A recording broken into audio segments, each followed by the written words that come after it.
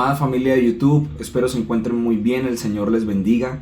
Les contamos que no hemos podido publicar la predicación de todos estos domingos porque hemos tenido problemas técnicos con nuestros equipos de audiovisuales. Sin embargo, queremos contarles que en este momento estamos recolectando fondos para poder renovar estos equipos audiovisuales. Si tú quieres saber más del proyecto, si quieres apoyarnos, te invitamos a que nos dejes un comentario, nos dejes un mensaje y por el interno te vamos a indicar cómo puedes colaborarnos en la renovación técnica de los equipos de audiovisuales de la Alianza Taller de Vida. El Señor les bendiga, el Señor les guarde, nos vemos muy pronto y esperamos que podamos volver a conectar con ustedes. Vamos a darle gracias al Señor por el privilegio, por la oportunidad que nos ha dado en este día de poder escucharle, de poder profundizar en la palabra. El evangelio no es solamente un mensaje, es una persona. Y con los jóvenes hemos aprendido que cada vez que abrimos la escritura, abrimos la palabra, entramos en una conversación con el Señor. Una conversación en donde somos instruidos, en donde nuestros oídos, nuestras mentes, nuestros corazones se afinan para escuchar su voz, para poder deleitarnos y conocer su voluntad, para caminar en lo que Él quiere que caminemos. Y en esta mañana, Señor, oramos para hacernos sensibles y vulnerables a tu palabra, Señor, para que tu luz admirable, esa luz perfecta, Señor, penetre hasta lo profundo de nuestro corazón, Señor. Que seas develando cualquier tipo de oscuridad que quiere permanecer en nuestras vidas. Nos hacemos completamente vulnerables a tu presencia, a tu corazón, a tu palabra, Señor. No te escondemos nada porque reconocemos que tú lo conoces todo, Señor. Que tú eres omnisciente, omnipresente, omnipotente, Señor. Y oramos, Señor, de acuerdo a lo que dice tu palabra, que seas derramando sobre nosotros el espíritu de sabiduría, de entendimiento, de revelación, de conocimiento, Señor, para que podamos comprender cuál es la anchura, la altura, la hondura y la profundidad en la plenitud de tu conocimiento, de tu persona, Señor. Que podamos conocerte solamente a ti, Señor. Que en esta mañana, Señor, aquellos que están desanimados y que están dejando, Señor, alejándose de tu presencia, sean abordados por la profundidad de tu palabra, así como hiciste con aquellos que iban camino a Emaús. Y dice la escritura que cuando ellos escucharon la palabra, sus corazones ardían, Señor.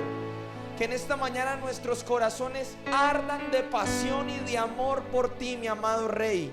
Mi amado Jesús, hoy te damos gracias, Señor, porque eres tú el que nos ha movilizado a este lugar, Señor, para ser instruidos, para ser formados, para ser capacitados en el cuerpo de Cristo, Señor.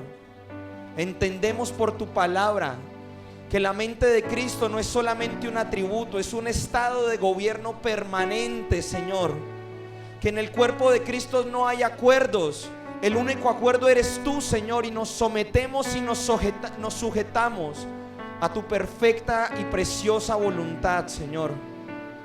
Nos hacemos completamente sensibles a ti, Jesús. Sensibles a lo que quieres hablar en esta mañana, Señor. Que podamos ser terreno fértil, abonable, Señor, trabajable para la semilla que quieres sembrar, Señor. Y que podamos descansar, Señor, en tus promesas y en tu palabra, Señor. Hoy te bendecimos, Señor, en el nombre de Jesús. Amén. Amada iglesia, hoy iniciamos entonces con el propósito del discipulado. Y el mensaje de apertura para los siguientes domingos, este mensaje se titula La transición de ser seguidores a discípulos de Jesús. Y la escritura constantemente en el Nuevo Testamento nos está mostrando un éxodo permanente, una transición permanente de la muerte a la vida, de la carne al espíritu, del pecado a la santidad. Es un éxodo permanente, lo dice Colosenses 1:13, que fuimos trasladados del principado de las tinieblas al reino de luz del Hijo amado. Y esto tiene unas implicaciones en nuestra vida de manera integral.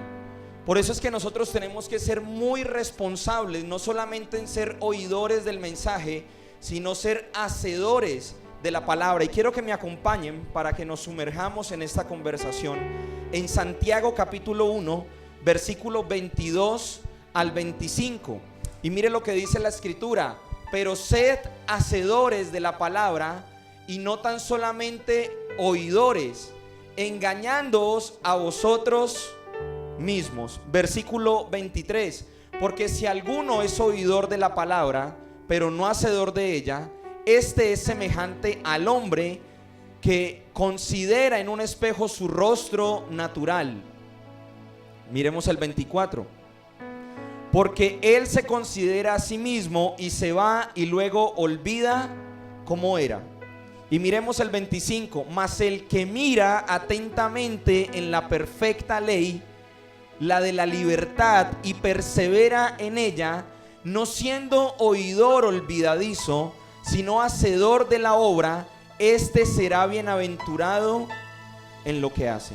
Y existe una línea muy delgada, mis amados hermanos, entre ser un seguidor de Cristo y ser un discípulo de Jesús.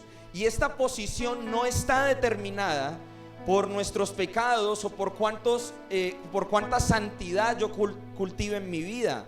Esta posición está determinada por las decisiones que yo tome en la integralidad de Cristo.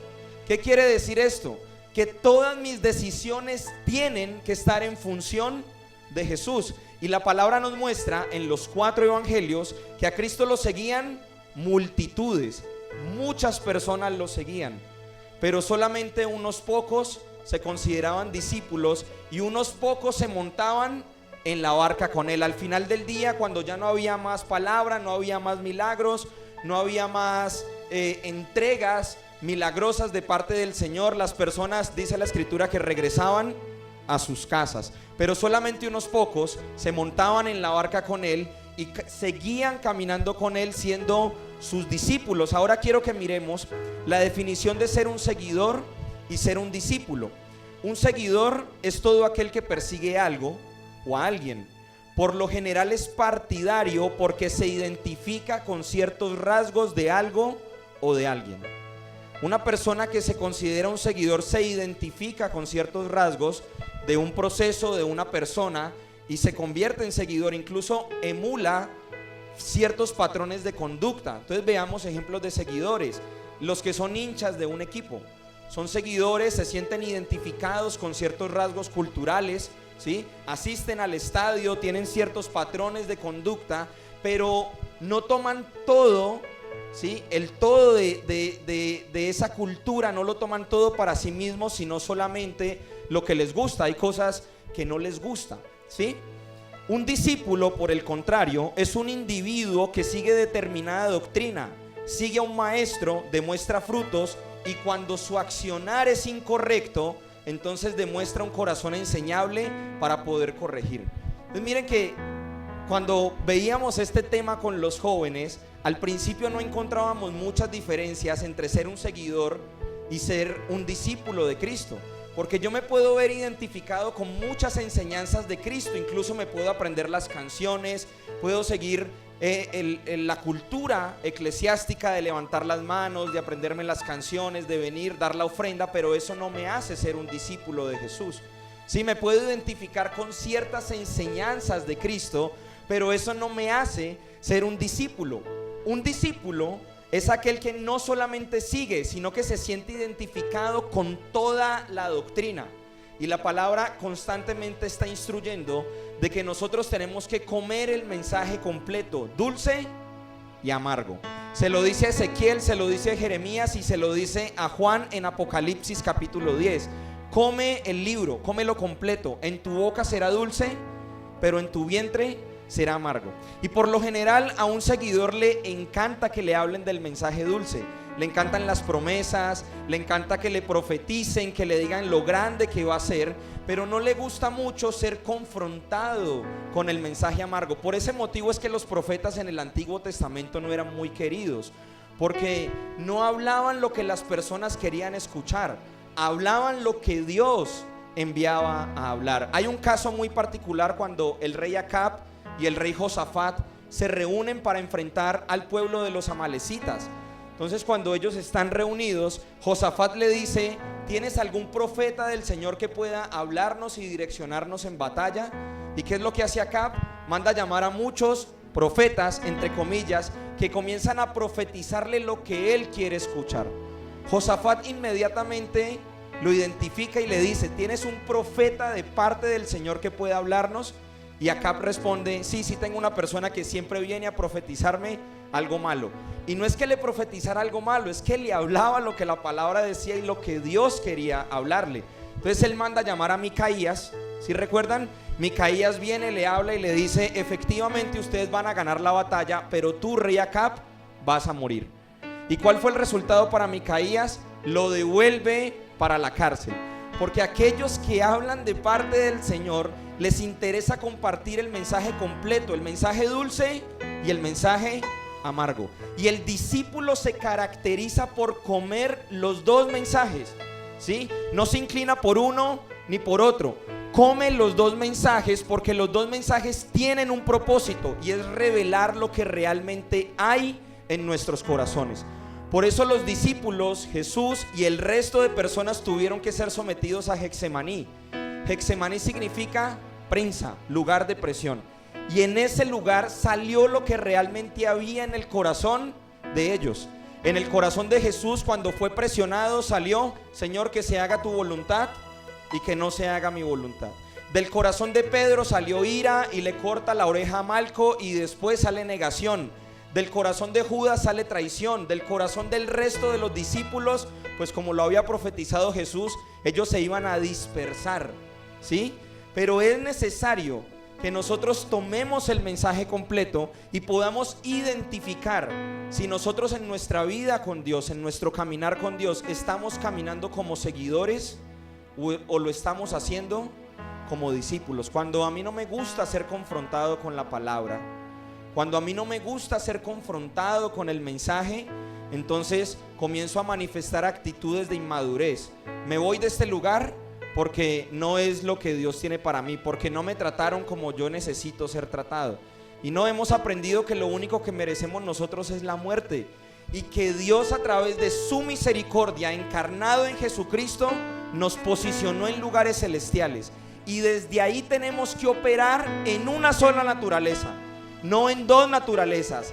Solamente estamos diseñados para operar en la naturaleza de Cristo. Y el pasaje de Santiago nos expone eso. Aquellos que escuchan el mensaje, pero solamente ponen en práctica lo que les conviene, solamente ponen en práctica lo que a ellos les parece que deben poner en práctica, el resto lo desechan.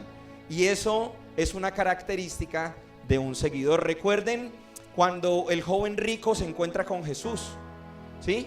El joven rico, cuando uno mira la historia, él tenía una posición de gobierno. Me imagino que era un secretario, si lo traemos a la actualidad, un secretario de salud, un secretario de planeación. Era una persona importante.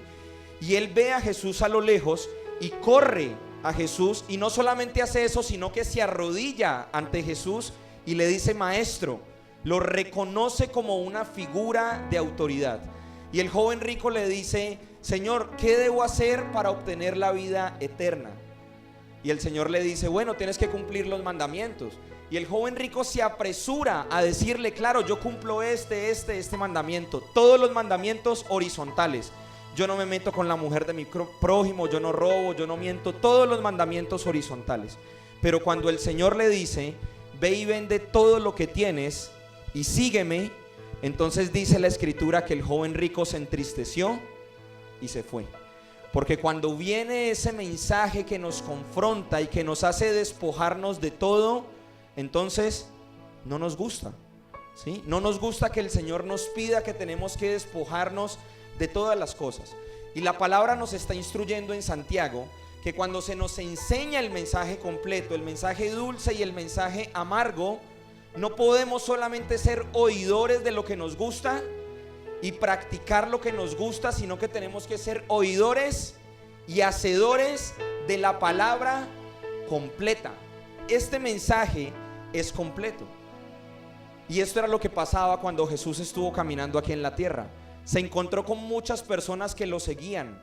Lo seguían porque Él se manifestaba a través de los milagros, a través de las señales, a través de los prodigios. Y eso gusta, ¿sí? Y tristemente, toda esta doctrina de la prosperidad, el pentecostalismo extremo, el carismatismo extremo, nos ha llevado a vivir solamente nuestra vida cristiana a través de la experiencia. Pero Dios es un Dios de la palabra. Él se relaciona a través de la escritura y quiere que nosotros entendamos que aún en medio de la escasez, o cuando no tenemos nada, o cuando las situaciones no están saliendo como nosotros pensamos que tienen que salir, permanezcamos fieles porque Él ha sido fiel con nosotros. Amén. Entonces hay muchos motivos para seguir a Jesús.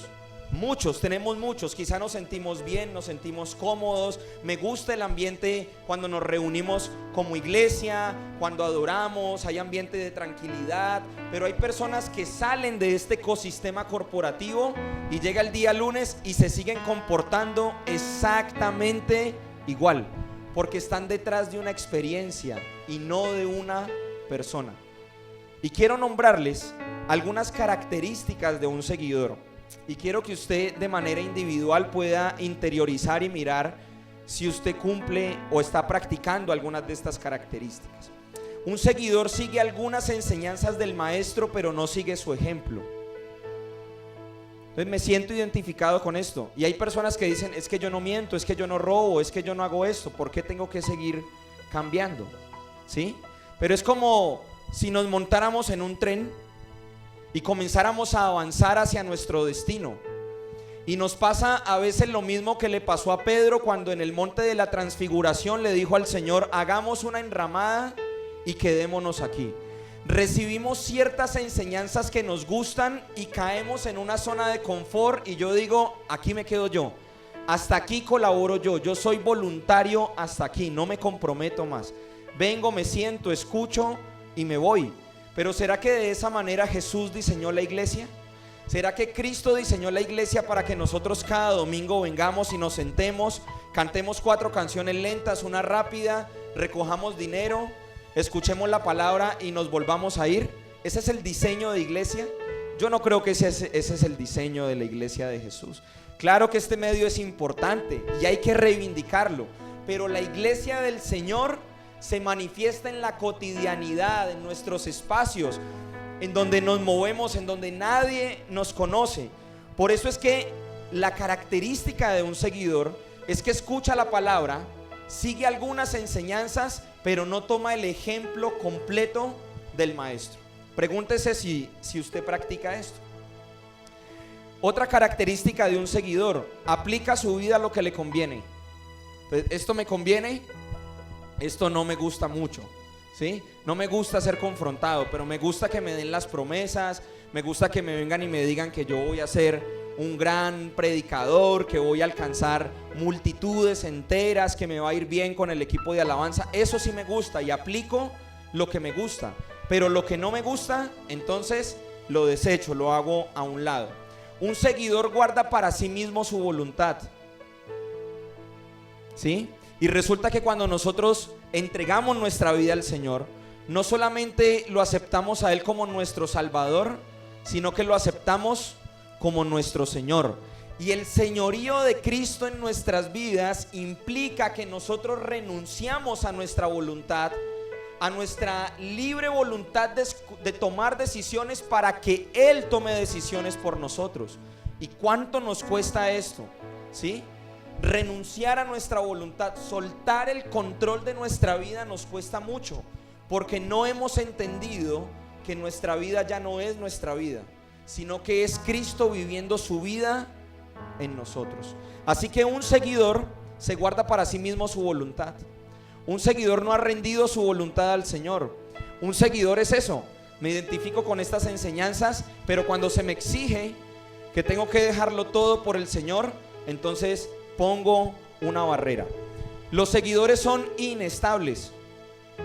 Un seguidor es inestable porque se deja direccionar por las circunstancias externas que viva.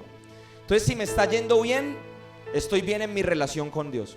Y si me está yendo mal, entonces me alejo, Dios no me escucha, Dios me abandonó, Dios se fue. Es una persona inestable. Un seguidor se caracteriza por ser inestable. Un seguidor no tiene compromiso real con Jesús y tampoco con su iglesia, porque no se identifica con la iglesia, ¿sí? Hace parte de, le gusta la proximidad, pero no practica la comunión. Y resulta que nosotros no somos seguidores de Jesús. La diferencia del discipulado que ejecutó Jesús con los discípulos al discipulado que tenemos ahora radica en esto, que Jesús estuvo con los discípulos y ahora Cristo está en nosotros, y eso es completamente diferente. Jesús caminó con los discípulos, ¿sí? Pero ahora que nosotros tenemos al Espíritu Santo, Él está en nosotros. Por eso es que nosotros no podemos operar en una naturaleza distinta que no sea la naturaleza de Cristo. Porque desde el momento en que yo opere en otra naturaleza, estoy operando en la naturaleza caída de Adán. Por lo tanto, estoy abriéndole la puerta a Satanás para que él sea direccionando mi vida. Y estas son las características que tiene un seguidor, ¿sí? Se caracterizan por ser inestables, no se comprometen con Jesús, con la iglesia, aplican para sí mismo algunas enseñanzas, con lo que se sienten cómodos, con lo que no se sienten cómodos, entonces no lo aplican e incluso llegan a extremos de decir: me voy de esta iglesia, me voy de esta casa porque ya no tengo nada que hacer aquí. Y resulta que este lugar no lo escogimos nosotros, fue el Señor el que nos plantó en este lugar, y cada uno de nosotros tenemos un propósito que cumplir en este lugar. Dios es el que ha movilizado nuestros corazones para plantarnos en este lugar, y Él no lo hizo para que seamos estáticos, porque la iglesia de Cristo no es estática, siempre está en movimiento. Eso es lo que nos muestra la Escritura. La pregunta es: en todo lo que llevamos en nuestra vida cristiana, ¿nos hemos comportado como un seguidor? ¿Hemos tomado algunas enseñanzas para nosotros mismos? ¿O hemos tomado la integralidad del evangelio completo y lo hemos aplicado a nuestras vidas? Ahora, para ser un discípulo de Jesús, nosotros necesitamos entender que ya no pertenecemos a este sistema babilónico moderno, sino que fuimos trasladados al reino del Hijo amado. Revisemos lo que dice la Escritura, Colosenses 1:13. Acompáñenme, leamos la palabra. Dice: el cual nos ha librado de la potestad de las tinieblas y nos ha ¿qué? Y nos ha trasladado al reino de su Hijo amado. Y ese traslado tiene unas implicaciones, porque cambiamos de cultura, cambiamos de palabra, cambiamos de manera de pensar, cambiamos de todo. El traslado de un lugar a otro implica que yo ya no me puedo comportar de la misma manera como lo estaba haciendo antes, porque ahorita las cosas viejas pasaron, he aquí. Y esa palabra no solamente habla de los pecados que cometimos en el pasado, habla de la naturaleza caída del hombre, del viejo hombre. Fuimos trasladados de operar en esa naturaleza incorrecta para operar en la naturaleza de Cristo, que es el nuevo Adán. ¿Cuál es el problema? Que aun cuando somos trasladados al reino de luz del Hijo amado, nos seguimos comportando como si estuviéramos bajo la potestad del principado de las tinieblas. ¿Por qué?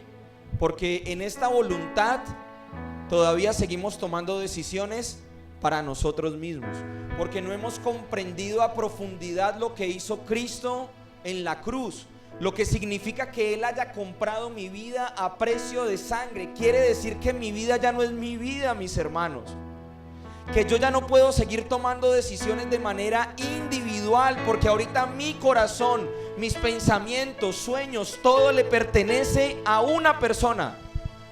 Por eso es que en el cuerpo de Cristo no deben existir acuerdos, no hay acuerdos, porque se supone que todos nosotros operamos bajo la mente de Cristo, o sea que recibimos todos una misma instrucción. La mente de Cristo es un estado de gobierno. Y si todos estamos conectados bajo el discipulado de Cristo apostólico que se ejerció en el Nuevo Testamento, entonces funcionamos de acuerdo a lo que Él ha dicho, a lo que Él está diciendo. No tengo que ponerme a discutir yo con Dios. Incluso ayer aprendíamos con los jóvenes que yo no tengo que ordenar mis prioridades. Yo tengo que entender que Él es la preeminencia de todo. Él es la prioridad, Él ya es la prioridad. Yo tengo es que ajustarme a que Él sea la prioridad. Pero yo no tengo que ordenar prioridades en mi vida. Ya Él es la prioridad, Él es el primero de todo. Si yo no estoy caminando bajo este estándar, que ya lo vamos a ver porque Jesús colocó los requisitos para poder ser sus discípulos, entonces estoy caminando como un seguidor. Acompaña y vamos a ver los requisitos para ser un discípulo de Cristo. Quiero que leamos Lucas capítulo 9, versículo 23 al 24. Mire lo que dice la escritura: y decía a todos: si alguno quiere venir en pos de mí, niéguese a sí mismo, tome su cruz y sígame. Versículo 24: porque todo el que quiera salvar su vida la perderá, y todo el que pierda su vida por causa de mí, este la salvará. Y ahora quiero que miremos el paralelo, Lucas 14. Jesús también dando requisitos sobre el discipulado. Dijo el Señor al siervo, Lucas 14, 26. Eso. Si alguno viene a mí y no aborrece a su padre y madre y mujer e hijos y hermanos y hermanas, y aún también su propia vida, entonces no puede ser ¿qué? Leamos el 27. Y el que no lleva su cruz y viene en pos de mí, no puede ser mi discípulo. Y aparte de eso, el Señor nos enseña que hay que calcular los costos. Él dice: mire, yo le doy los requisitos, pero piénselo muy bien. Y aquí nos deja esta enseñanza: porque ¿quién de vosotros, queriendo edificar una torre, no se sienta primero y calcula los gastos a ver si tiene lo que necesita para acabarla? Versículo el siguiente: no sea que después que haya puesto el cimiento y no pueda acabarla, todos los que lo vean comiencen a hacer burla. El Señor coloca y establece claros los requisitos. Él está diciendo: el que quiera ser mi discípulo, el que quiera seguirme, tiene que aborrecer a su padre, a su madre, a sus hermanos, pero también tiene que aborrecer su propia vida. Y cuando vemos la estructura de este texto, pues nos encontramos con la riqueza lingüística que hay en el español. En el hebreo es mucho más sencillo poder entenderlo, pero en el español vida, aquí en la palabra traduce tres cosas importantes: bios, psique y zoe. Bios es la vida natural, ¿sí? El psique son las emociones, el corazón y la voluntad, y el zoe es la vida espiritual que nos imparte el Señor. Pero cuando el Señor aquí dice que tiene que aborrecer su propia vida, está hablando del psique. Tiene que aborrecer su propia manera de pensar, su voluntad, sus pensamientos, sus comportamientos. Si tú no haces eso, entonces no puedes ser mi discípulo, ¿sí? Los dos pasajes tienen varias cosas en común. Entre esos, la muerte, la radicalidad, la rendición y la negación a mí mismo. Para yo ser un discípulo de Cristo, tiene que haber todo un proceso. Tiene que haber muerte en la cruz, tiene que haber resurrección con Cristo, y tienen que haber evidencias de resurrección para yo empezar a caminar en el discipulado de Cristo. Ser discípulo de Jesús implica reordenar toda nuestra vida para entender de que Él es la prioridad, de que no voy a tomar decisiones sin consultarle a Él, sin que Él me diga qué tengo que hacer. Y Jesús nos lo dejó muy claro en el Evangelio de Juan, cuando Él expresa y dice: yo no hago nada que no haya visto hacer a mi Padre, ¿sí? Cuando a Él van y lo buscan y le dicen: maestro, es que Lázaro ha muerto. En la naturalidad nosotros pensaríamos: no, Jesús debería salir corriendo porque es su amigo. ¿Cuántos días esperó Jesús? Todo ese tiempo, ¿quién le dio la orden? El Padre, ¿sí? Y cuando Jesús llega a la tumba de Lázaro, ¿qué dice el Padre? Yo sé que tú siempre, porque Jesús no se movía si el Padre no se lo indicaba, porque Jesús se deleitaba en la voluntad del Padre. Él nos estaba enseñando a nosotros a ser discípulos. pero ¿cuántas decisiones nosotros tomamos por fuera de la voluntad de Dios? ¿Cuántas decisiones nosotros tomamos dejándonos direccionar por nuestros corazones, por nuestros sentires? ¿Y saben qué es lo más duro? Identificar en las buenas oportunidades que no sea la voluntad de Dios. Porque a veces se nos presentan muy buenas oportunidades, pero no vienen de parte del Señor. Y un hijo de Dios, un discípulo, no se mueve por buenas oportunidades, se mueve por la voluntad de Dios. Por eso se mueve un discípulo. Así que cuando se nos exponen a nosotros las condiciones en Lucas capítulo 9 y en Lucas capítulo 14 de lo que significa ser un discípulo de Cristo, entonces nos encontramos con las siguientes características. 1. Tienen en alta estima las enseñanzas de Jesús y las asumen con urgencia y prioridad en sus vidas. ¿Qué quiere decir esto? Que la palabra es una prioridad. El discípulo considera la palabra como una prioridad. Pregúntese si en su vida la palabra es una prioridad. Pregúntese si todas las decisiones que usted toma pasan por el filtro de la Escritura, por el direccionamiento de la palabra. Porque si no, entonces hay algo que está incorrecto. Número 2, entienden que amar la palabra es amar a Jesús mismo, porque Cristo es la palabra. Cuando nosotros estudiamos el Evangelio, no abrimos la Escritura y un libro para recibir información. Estamos sosteniendo una conversación con una persona. Y si yo amo a Cristo, tengo que amar su palabra. Por eso es que mi relación con Dios está directamente relacionada con la profundidad que yo tenga de la Escritura. Porque Él lo dice en 1 Corintios 4. A muchos, a los que son maduros, los voy a hacer administradores de mis misterios. Porque en la madurez que han desarrollado, tienen la capacidad de sostener conversaciones profundas conmigo. Pregúntese si usted ama la Escritura y ama la enseñanza de Cristo. Número 3, un discípulo da fruto porque vive la palabra. Entonces un discípulo se acostumbra a entregar fruto. Un discípulo practica la Escritura y como la practica, como la ha vuelto prioridad en su vida, entonces esto trae una consecuencia. Con los muchachos de la alabanza siempre hablamos de los frutos del secreto y decimos: todo lo que nosotros cultivamos en la semana es lo que se manifiesta el día domingo, porque el día domingo no es especial.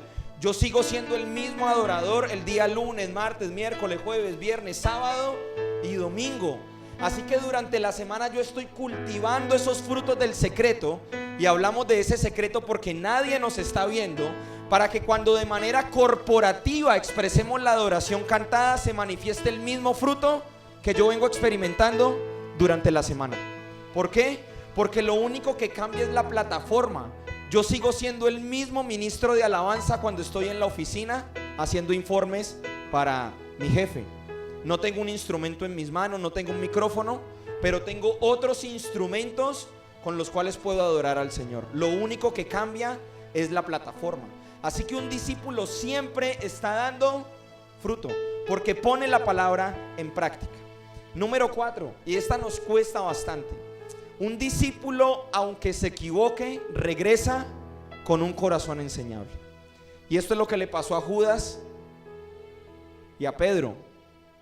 Ambos en la última cena se les confrontó y se les iba a decir: Pedro, tú me vas a negar antes de que cante el gallo, y a Judas, uno de ustedes, me va a negar. Ambos pecados eran perdonables bajo la gracia infinita de Cristo. ¿Sí o no? Sí, ambos pecados eran perdonables, pero uno decidió abortar con el propósito, que era Judas, se ahorcó, y otro lloró amargamente. Y lloró amargamente porque horas antes le había dicho al Señor: yo voy a ir contigo hasta la muerte. Y hay una escena que me cautiva muchísimo, está en Juan capítulo 20, cuando los discípulos regresan a pescar y ven que a lo lejos el Señor está preparando nuevamente una mesa. Porque en una mesa el Señor le dijo a Pedro que lo iba a negar, y en una mesa el Señor lo iba a reivindicar. Así que el Señor prepara un desayuno. ¿Y qué hace Pedro? Se aleja del Señor. Dice que a nomás lo ve, él corre. Y cuando el Señor comienza a decirle: Pedro, ¿me amas?, Pedro estaba tan quebrantado que él sabía que no podía decirle nuevamente al Señor: yo voy a dar mi vida por ti. ¿Qué le responde? Tú sabes que yo te quiero, pero soy incapaz de amarte como tú me estás pidiendo que te ame. No puedo hacerlo. En esa realidad estaba actuando Pedro, porque él era un discípulo, ¿sí? Así que un discípulo, aun cuando se equivoca, regresa con un corazón enseñable ante Jesús, para ser restaurado y para ser nuevamente direccionado y establecerse nuevamente en la plataforma para cumplir el propósito por el cual fue creado. Un discípulo respeta y se sujeta a sus autoridades, a todas sus autoridades. Eso es lo que hace un discípulo. Y me he puesto a la tarea de buscar si los discípulos en alguna de las cartas levantaron oraciones contra Roma. No encontré ninguna, ni una sola oración. ¿Y qué hacía Roma con los cristianos? Los aserraba, los perseguía, los vituperaba. Nerón los utilizaba como antorchas para alumbrar Roma en la noche. Y nunca levantaron una oración en contra de ese gobierno, porque su prioridad estaba ¿en qué? En extender el reino. Porque ellos sabían que ya su nacionalidad no pertenecía a esta tierra, su nacionalidad era celestial. Y estaban enfocados en cumplir el mensaje que había dejado Cristo, en extender el reino. Por eso yo no encuentro ninguna oración en contra de las autoridades en el Nuevo Testamento. Así que un discípulo respeta y se sujeta. Aprendimos en Honra y Recompensa que la única opción que yo tengo para no sujetarme a la autoridad es cuando esa autoridad me lleva a hacer lo contrario a la voluntad del Señor. Daniel capítulo 4, están los amigos de Daniel que Nabucodonosor les está diciendo que se arrodillen ante la estatua. Ellos habían respetado tanto esa autoridad que se refieren a él como su majestad. No nos vamos a arrodillar, y si quieren métanos en el horno de fuego, porque el Señor tiene la capacidad de librarnos, y si no nos libra, de todas formas no nos vamos, porque esa autoridad estaba afectando la integridad de su relación más importante. De lo contrario, ellos estaban sujetos a la autoridad. Entonces el discípulo respeta y reconoce y se sujeta a la autoridad impuesta. Número 6, el discípulo ama lo que Dios ama y aborrece lo que Dios aborrece. Si usted dice que ama a Dios, usted tiene que conocer que ama a Dios. ¿Conoce qué es lo que ama a Dios? Dios es un apasionado por muchas cosas. Yo lo he aprendido en la palabra. Él ama la iglesia, Él ama el reino, Él ama la venida de Cristo, Él ama a los perdidos, Él ama a las naciones, Él ama a Israel. Y si yo digo que yo amo a Dios, tengo que amar lo que Él ama. Así que si yo en este momento no estoy haciendo discípulos, pero digo que estoy amando a Dios, entonces, como lo dice Santiago, me estoy engañando a mí mismo. Es lo que dice la palabra. El que escucha la palabra y no la pone en práctica, se está engañando a sí mismo. Así que un discípulo ama lo que Dios ama y aborrece lo que Dios aborrece. Y número 7, un discípulo da de comer al resto, o sea que replica su enseñanza y el reino. Si yo cada domingo o cada espacio que yo tengo en donde me estoy alimentando con la palabra, y hay otras personas que Dios ha puesto para que me direccionen en la enseñanza, y estoy recibiendo enseñanza, ¿qué me corresponde hacer a mí? Replicar la enseñanza. El día jueves hablábamos con el pastor y él me decía, es que el propósito de conociendo y entendiendo a Dios es que la persona lo tome y se lo puede dar a otro, ¿cierto, pastor? Ese es el propósito. ¿Por qué no lo hacemos? Porque nos comportamos como seguidores. Pero un discípulo real se preocupa por extender el reino, se preocupa por extender la palabra. Y eso lo vemos desde Hechos de los Apóstoles hasta el Apocalipsis, como los cristianos de ese tiempo, de la primera iglesia, utilizaban las plazas, las calles, los templos y todo espacio que tenían. ¿Para qué? Para predicar el evangelio. ¿Por qué la iglesia de Medio Oriente corre más rápido y está creciendo más rápido que la iglesia de Occidente, que es la que pertenecemos nosotros? ¿Por qué creen? Están siendo presionados, su vida está en peligro. Ellos no se congregan de manera voluntaria, Para ellos es una necesidad reunirse a escuchar la palabra, porque no saben si al otro día van a estar vivos. Porque a causa de Cristo están siendo ¿qué? Nosotros aquí en Occidente estamos muy cómodos, demasiado cómodos. Entonces nos vestimos bonito, venimos el domingo, que no nos vayamos a sudar y regresamos a nuestra cotidianidad, ¿sí? Pero tenemos que prepararnos para las dinámicas y escenarios que vienen. Ayer hablábamos con los jóvenes de que la Agenda 2030 está a la vuelta de la esquina. Y eso va a traer una reingeniería social para todo. Quiere decir que la palabra se tiene que cumplir y la iglesia tiene que ser perseguida. ¿Estamos preparados para eso? Así que si desde ya yo no estoy replicando la palabra, el evangelio, la enseñanza, hay algo mal que está funcionando en mi vida. Hay algo que no está funcionando correctamente. Un discípulo comprende que Dios no hace parte de su agenda. Dios no hace parte de mi agenda. A Él no le interesa mi agenda. A Él no le interesa que yo planifique mi semana. No.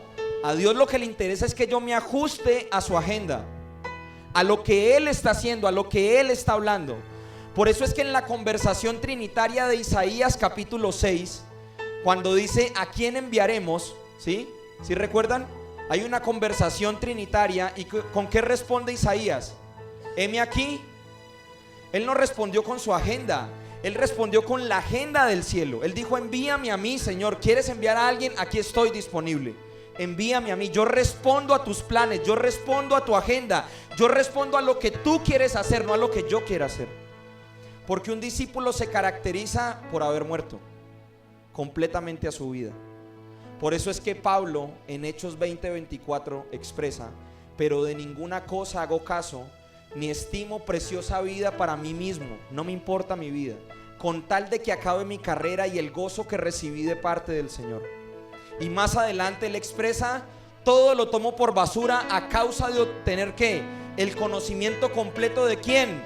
Porque mis hermanos, ya no es nuestra vida, no, es Cristo viviendo su vida a través de nosotros. Ya mi vida ya no es mía, es Él viviendo en mí. Por eso es que el propósito del evangelio es terminar con mi vida pasada y trasladarme a la vida nueva.